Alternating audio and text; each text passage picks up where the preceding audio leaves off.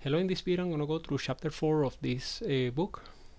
In this chapter we're going to cover the balance between exploration and exploitation, how to the balance in gathering and the usage of information. We're going to show in this example that being totally greedy, as you might expect, it doesn't get you the best long-term reward, that usually the agents are perform better if they explore highly at the beginning and gradually stop reduced exploration to get more greedy behavior near the end, when you already understand the environment, when the agent understands the environment. So I recommend going through the chapter, but you don't have to follow this video. So let's go and do the examples. To set up the environment, you can see the first video in this playlist, which shows how to do so. So we jump right into making the example. So first, we're going to import the libraries that we need. This is the chapter that I'm doing in this video. I'm gonna put it into the link to it in the description of this video. Okay, so we first have to import the OpenGym, OpenAI Gym libraries, the matplot, and TQDM is for showing the progress in an iteration, some other libraries for printing, etc., etc. Okay, so we need some additional settings for the plotting. That's not that important. Well, it's important, but not for the main topic. So the first agent that we're gonna see is the pure exploitation. This is the greedy one. Okay, so but before, I'm gonna create an agent so that we can evaluate it. Sorry, an environment. I'm gonna create an environment to evaluate the agent. So this is the environment. In this chapter, the author is going to use very simple environments: the 2-arm bandit and the 10-arm bandit, and I'm going to show an image for that. So in the 2-arm bandit, you only have one action. There's no multiple actions until you terminate the episode. There's one action per episode, and you have in this case, in the 2-arm bandit, you have 2 possible actions, and each of them is going to have a different probability of getting a reward. And the goal of the agent is to find the action that is going to give you the highest probability of reward. And in this case, when we estimate the Q function has to eventually reflect the probability of rewards of each of the 2 actions. So you can easily get the optimal Q by having the dot product between the probability of the reward and the rewards for each of the environments. So it's an easy way to evaluate if an agent is converging quickly and efficiently, if it approximates to this Q. Yeah, so there are of course environments that are more complicated and more practical, more important, but this is just to have a quick evaluation of the different strategies to balance exploration and exploitation. So at the end, we're going to use the 10-arm a bandit, which basically has 10 arms. I'm showing 4 here, but each of them are going to have a different probability for reward. Okay, so let's go back to example. So in the first option, we're just going to follow a pure exploitation, and I'm going to go into the details of this one because the other options are going to be very similar to this. You're going to create a Q function, which is just a couple of values. In this environment, you're going to only have 2 actions, the left arm or the right arm. So just to show it, you can see that it's 2. So you have a vector of size 2 in here for the Q and a vector of size 2 for n. This is integer and this is float, because this has the probability of the long-term reward, the expected long-term reward for a given state and action. And this has the number of times a given action has been taken. And this is going to be important for different reasons. In here, we're going to use it. The Q is going to, for each action taken, the Q of that action is going to be, notice that this Q, unlike regular Qs, have only action as an index. It doesn't have a state, because this is a multi-arm bandit problem, very simple problem where there's only one state. You start and you end. There's no states, basically. So the Q is only based on the action. So we're going to update based on the difference. We're going to, the difference between the actual reward and the Q value are going to be subtracted, and as the more actions you hit, the less the impact that difference gonna take on the queue. I don't know exactly the reason for this. I read a few times the part of the book that the author introduced this, but if you know the reason for reducing the impact of the differential through time, please let me know in the comments. So yeah, so you increment the number of times the action has been seen in the ending here and update the queue with this. This is going to be used for all examples that we see. For the action, it's basically the Rmax of the queue, taking the action that maximizes the queue because we are greedy in this case. You can see that we iterate through each of the episodes. By default, it's going to be 1000, and we're going to collect all the queues seen for each episode. So there's going to be an array of size, number of episodes, and the number of actions. And also, for each episode, we're going to collect the reward, the return, and the action taken. And all of that is returning here. And you can see that each episode is going to collect the reward and action, and also the particular queue for that episode. And once you take the action, you execute the action in the environment to take the reward, to save it. And we iterate through each episode, and using the TQDM, this is used to basically show the progress in a progress bar. And that's about it. So let's run it and let's evaluate that pure exploitation. So we want to have the name, the rewards, and the QE and actions of this on the given environment. So we're gonna run it, and then we're gonna see the actions taken. You're gonna see that since Q is initializing 0, it's gonna take the argmax, which is gonna be the left one, and this happens to be the in this case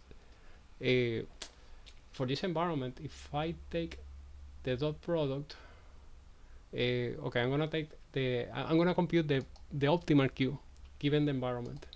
I'm gonna add an extra line here, and if I get the dot product between the reward and the probability of the reward, then I get the optimal Q. And you can see this for this environment is 0.42 and 0.55. So we want to see if this agent gets close to that, which is the goal of this policy. Okay, so in here you can see that the optimal action is the right arm, not the left arm. But since both are 0, the argmax is going to return the left one. You're going to say it's going to take the left one. There's no exploration, so it doesn't have a curiosity to, and then it's going to get a reward for it. You're going to see it in here. By taking the left action, it's going to take some reward. So it's just going to update the queue on the left hand side of the left arm. It's not going to explore at all. But if the left arm happens to have the highest probability, then this pure exploitation is going to perform optimal. But that's a matter of luck, and we don't want that. Okay, so let's see how the queues look for this one. You can see that only the left hand side, the left arm is updated, and it approximates pretty well. I mean, it's pretty close for the Q value for the left, but the right one is not updated because it has no exploration. So that's where we're going now with the pure exploration. Let's go to the next one.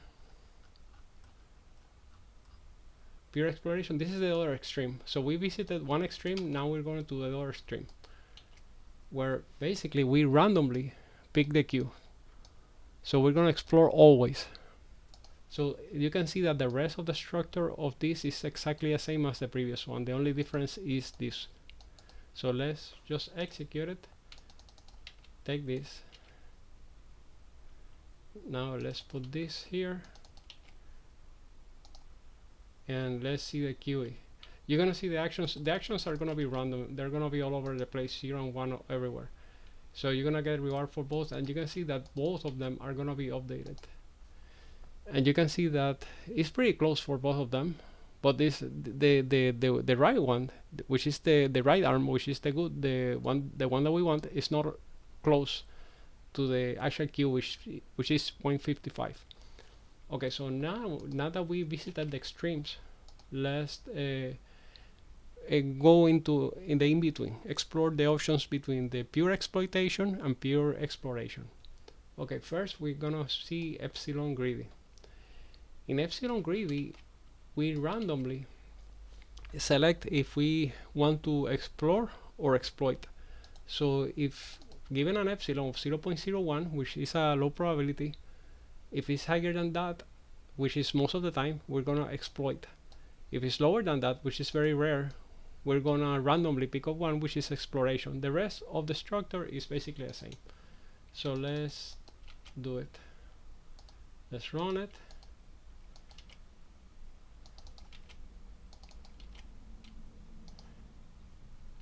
So let's see the queues to see how good it looks.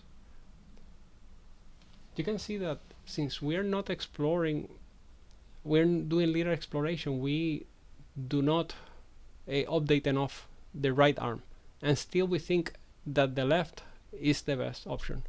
So there's not enough exploration. So we have to do additional more exploration. So for that, we're going to the epsilon greedy, a linear descent or linear decrement of epsilon greedy. Let's try that. So in here, we are gonna have the epsilon, the rate at which we decide to explore or not to explore, is gonna decay. We initially start very high. You can see at 1, which is higher than 0.01, the value that we had last time for the pure epsilon greedy. So we're gonna go from 1 to 0.1, and with a decay rate of this. And of course, in our experiments, we can vary this. Okay, so the rest of the structure is the same. The only difference is this one, and you can see that this is loop invariant, so this could have been taken out. So yeah, the decay episodes is the number of episodes by the ratio, and the ratio, and that is divided by the episodes. So the more episodes, the smaller this is, and the smaller this is, then this decrements. It's a little bit weird. Okay, so you have the initial that it gets subtracted by a bias, I suppose, and then you multiply it by the epsilon, you multiply by the initial one, subtract, probably might be some, yeah, I didn't follow this enough, but I can print it out to see how it goes. Okay, so let's try it.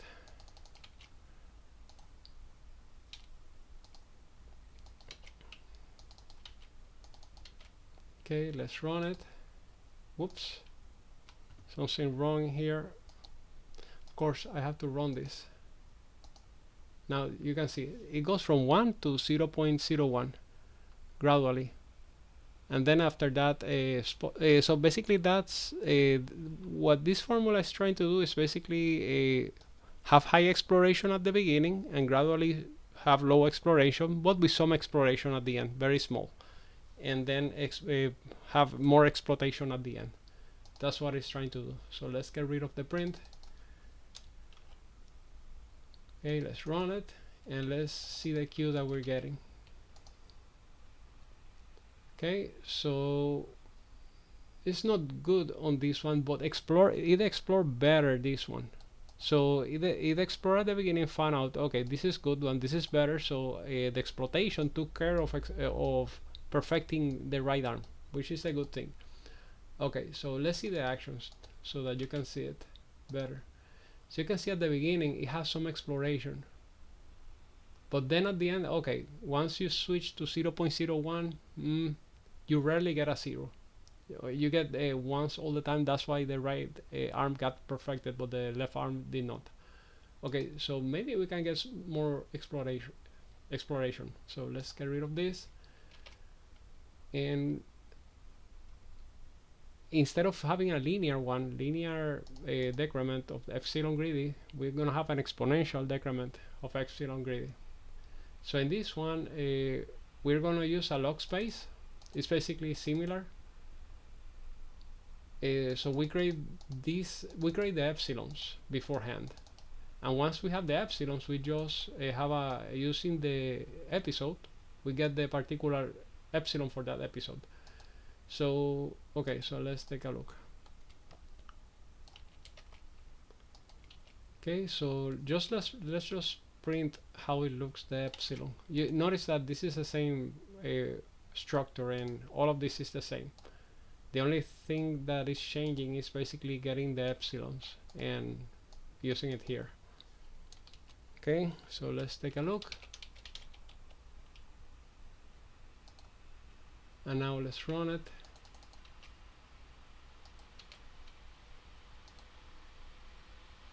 Okay, it didn't print out for some reason. Let's run it. Oh, of course, I had to put here this. So you can see that it gradually decrements. It took longer to get to the 0.01. So we expect to have more exploration. I'm gonna get rid of the print.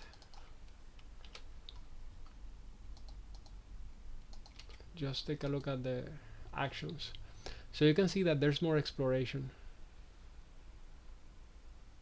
But there's something wrong that's happening here. So yeah, you have some exploration, but then it's stuck with the left arm for some reason. And there's some exploration here, but that's small. Yeah, it seems like the exploration is concentrated only at the beginning. Okay, so let's see how the queue did for this one. Yeah, it did pretty bad actually. Yeah, because it for some reason stuck on the left. So the exponential in this case did not perform very well. Okay, so let's go to the next one. Another strategy that the author mentioned was being optimistic at the beginning, and the key idea is that it assumes that all of the actions are great. So what happens is that, okay, I'm gonna take my first action and I find out, okay, it's not really that great, but still I am assuming that the other actions are good. So I'm gonna take the next action and take the next action. I find out, okay, it's not that great. Okay, then let's take another action which I still am assuming that is great.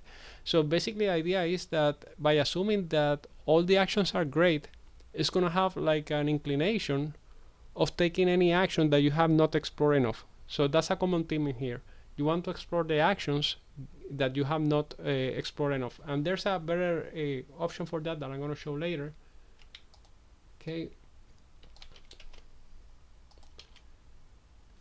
so in here it's the same structure, but notice that the queue, instead of being initialized with 0 a value, 0 long-term reward, you initialize it with 1, so you have a good reward for each action. But and then we just do the argmax. Notice that we can be greedy in here, because by being greedy you want to explore the actions that you have not taken, because you're assuming that they're great. So eventually you're going to explore all the actions and you're going to find out, okay, all of these are bad except this one that is great, it's better than the others. So eventually it's going to, at the beginning it's going to be explore more, but once you know all the actions you're going to be greedy. So this actually performs relatively well. We're going to see later.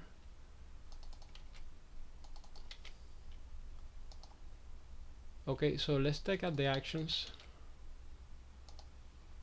So you can see it's pretty balanced. So far, this one of the most balanced we have seen so far. So let's take a look at the queue, how the queue looks.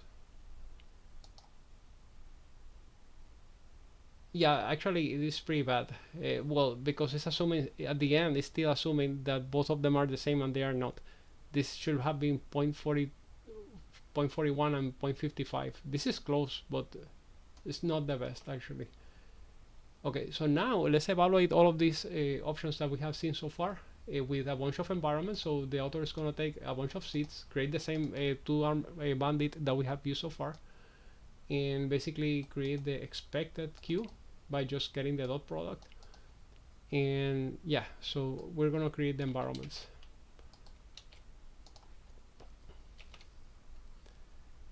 And now we're gonna basically get the data from, we're gonna create a set of experiments, which is basically a set of an array of lambdas, and each lambda is gonna call a particular reinforcement learning option, a particular learning option, agent option, or policy, and giving the environment. And for some of the options we're going to pass the parameters, different parameters for different epsilon greedies. For the case of epsilon greedy, different initial and minimum epsilon for the linear decrement, and also for the logarithm exponential decrement we're going to have different parameters. Also for the optimistic initialization, we have going to have different initial values or initial counts.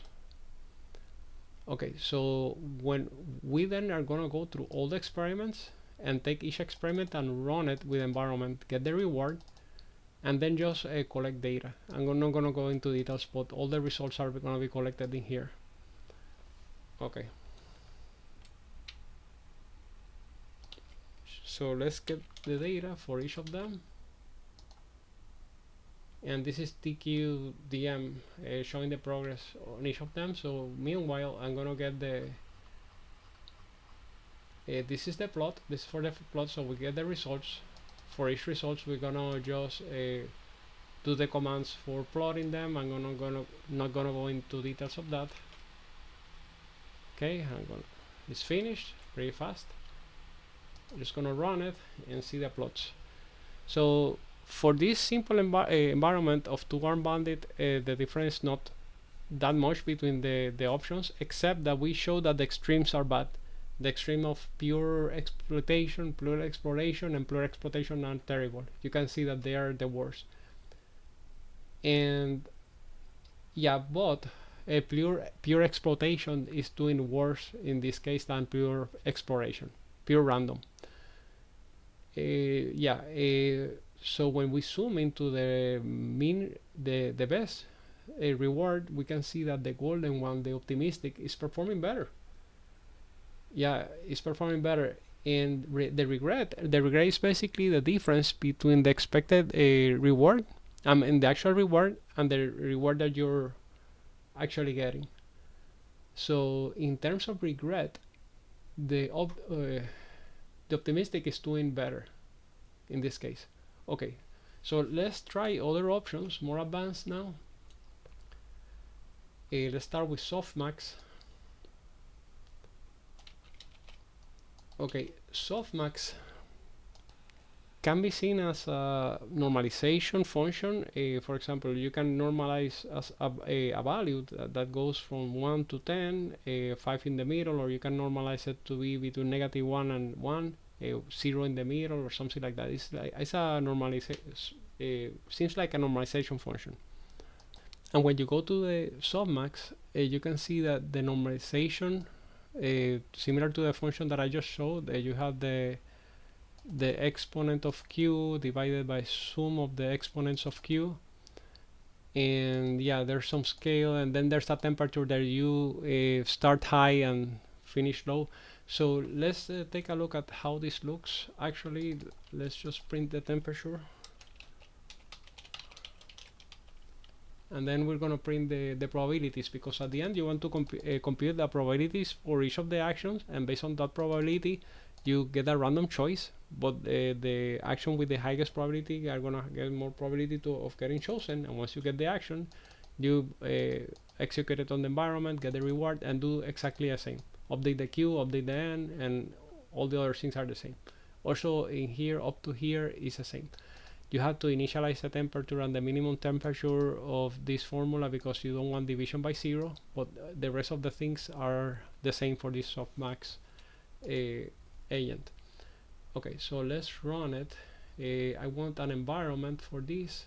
I'm gonna create I'm gonna use the same one, the same environment that I used at the beginning, this one. Okay, let's go back here. Okay, let's run it. Let's run this, and now I'm gonna try it out. Okay.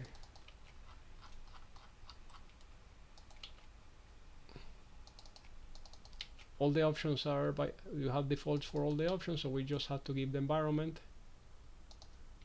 Let's see how the temperature starts in infinity, so that's what we get at the beginning, infinity, and it drastically drops down. Eventually goes to 0, but it cannot be 0, so we have a very small value. So you get a very high temperature value at the beginning, and then stops, and let's see what happens with the probabilities.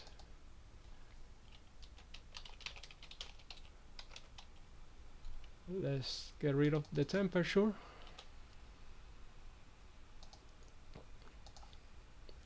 Okay, the temperature, basically when the temperature is high, you're gonna have a pure exploration, but then drastically drops to almost zero, and then at that point you have a pure exploitation.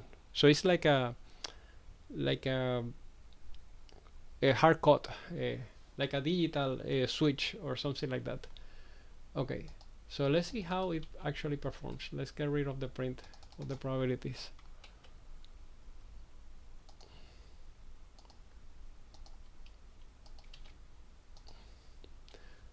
Okay, so first I'm curious about the actions first. What are the actions are taken? So you can see at the beginning is exploration, pure exploration, and then pure exploitation. It goes with the right arm. It goes with the right arm. So I'm gonna expect that you're gonna see that the right arm is gonna have a good value, exactly, but the left arm is not gonna have a good estimated value because it is not explored enough. But it's enough. I mean,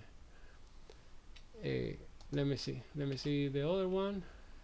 Okay, so this the upper confidence bound is a simpler alternative. Looks simpler. I'm not sure it's more effective. It might be. Last time I checked, it was more effective. Okay. So in here it's the same as all the other agents. The difference is that we're gonna compute a confidence for each of the actions. So the idea of the author is trying to do with this one is that you want to have higher probability of exploration of an action that you have not visited enough. So remember that we are collecting the number of times that we have seen an action, and proportional to that we want to add more probability to those actions whose n is low. And you can see here that we create this u that is inversely proportional to n. So the more times we visited it, the more time, the less we have visited, the higher this, and this is added to the queue. So you have you get an argmax. This is like a greedy agent, but we want to visit that action if it has a good reward, but also if we have not visited it enough. So let's print this u out. Notice that we don't start creating this until we have visited all the actions. So because otherwise you get division by 0 in here. You have to have at least 1 in here. Okay, so let's print the u.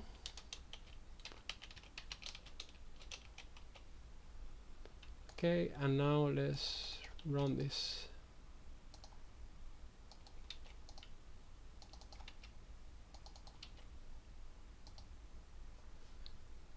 Okay, so you can see that the u is high for both of them, and gradually decrements until it has more exploration than the others. So this is kind of a good thing. It really gradually goes almost to 0 at the end. So this is so far the agent that I have seen more exploration, that we have seen more exploration in all of this. I mean, in a gradual, the largest gradual drop. I meant.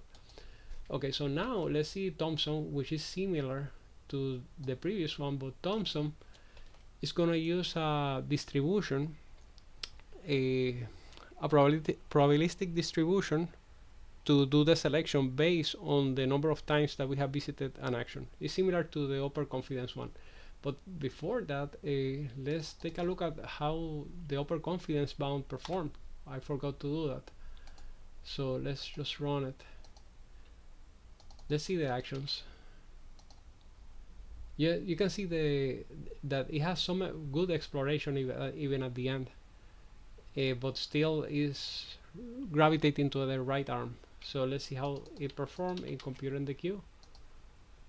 So yeah, it performed a little bit worse than the softmax in estimating the right hand, but it performed better estimating the left arm.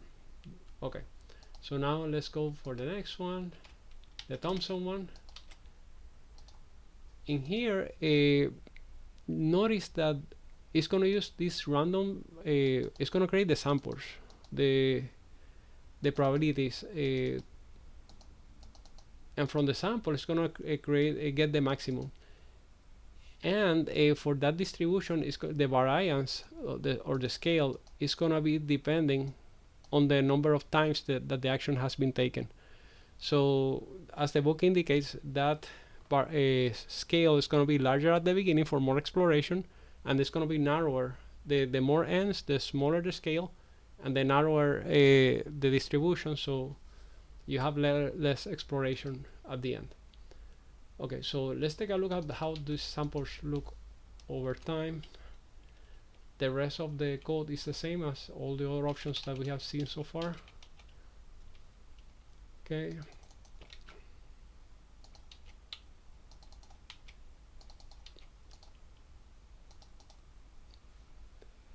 Okay, so they start with infinite, but then the samples.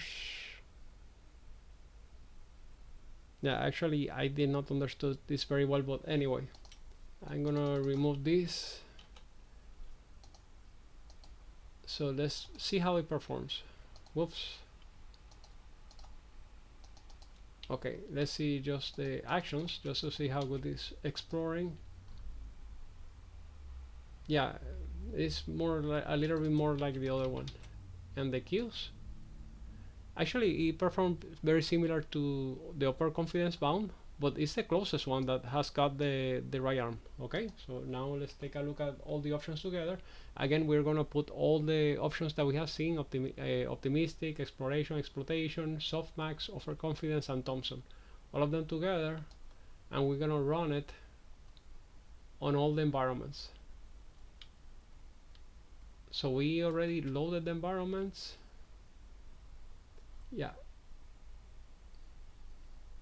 Yeah, so here you can see that it's using all environments. It's gonna iterate to all environments and through all experiments, and it's gonna get the data. Okay. Yeah, and now we're gonna use that data and plot it. The next step that we're gonna do is try a 10-arm bandit to see how it performs, how they perform in a more complicated environment. Okay, it's gonna take a while. Okay, finished. So now let's do this. Let's just plot it to see. It's the same code as the previous one. Okay, so we can see that again, the pure exploration and pure exploitation did the worst. It is not very clear which option wins. But if we zoom in, we can see that the linear softmax, it seems that the linear softmax is performing better in getting the reward, and the second place seems to be optimistic again. The optimistic again, and the purple one, this one, the linear softmax. So the linear softmax and the linear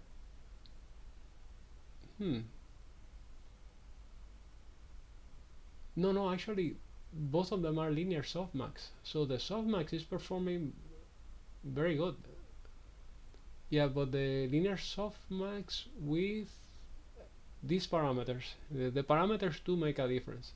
And in terms of regret, most likely we're gonna get the same. Yes, exactly, we get the same results.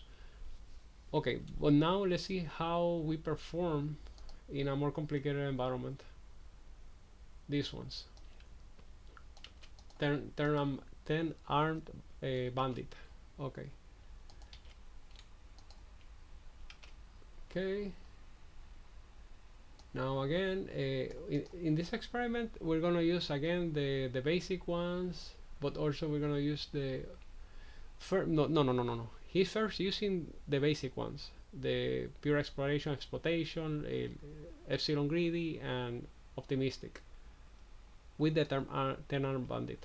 Okay, let's do it that way then.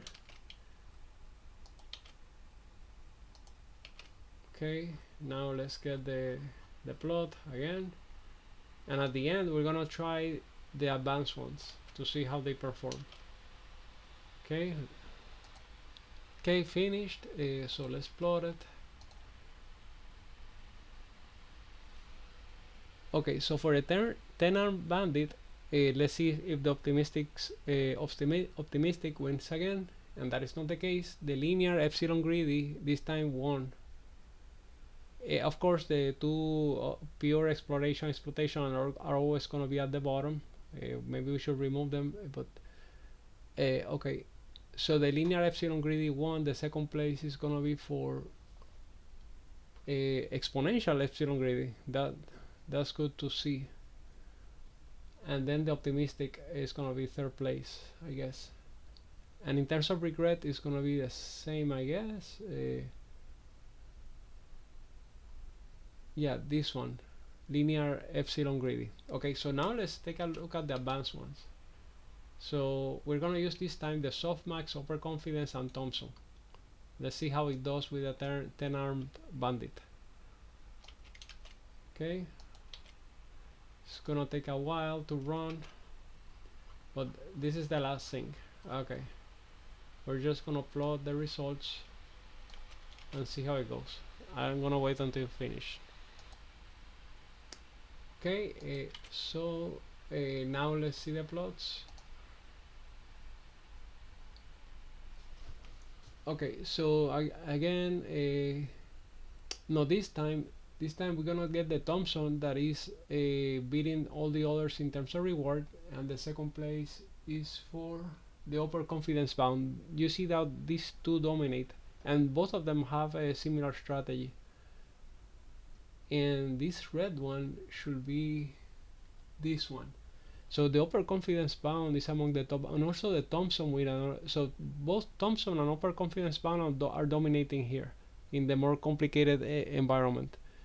And this is good to know because the philosophy of those two options is basically you want to keep a track of the actions that you have not explored and have a higher probability of exploring those actions which you have not seen enough. And with that you get better estimates and get better long-term reward in the end, and then the regret is going to reflect the same thing that we have in the reward.